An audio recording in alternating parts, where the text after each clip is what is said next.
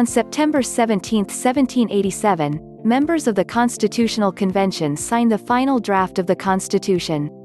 Creative Commons. On September 17, 1787 in Philadelphia, the men who founded our country signed the document that would form the basis of our law, the U.S. Constitution.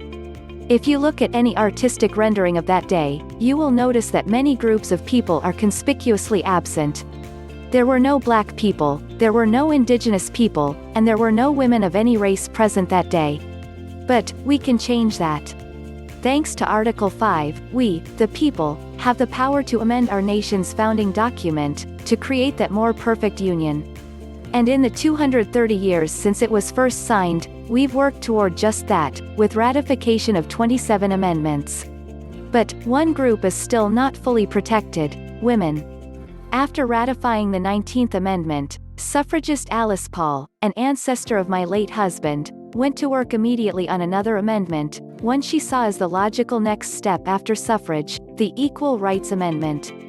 It was first introduced in Congress in 1923, and over the last century, we have been fighting to spell out equality for women. Here at Ms., our team is continuing to report through this global health crisis, doing what we can to keep you informed and up to date on some of the most underreported issues of this pandemic.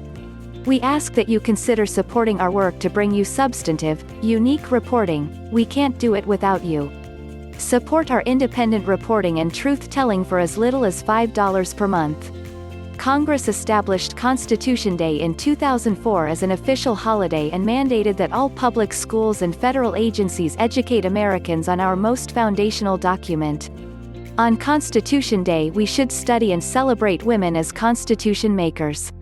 In her new book, We the Women, Professor Julie Suk said that when the ERA is added to the Constitution, it will be the only part of the Constitution, written by women after suffrage, adopted by women leading the way in Congress, given meaning by women lawyers and judges, and ratified by women lawmakers in state legislatures in the 21st century.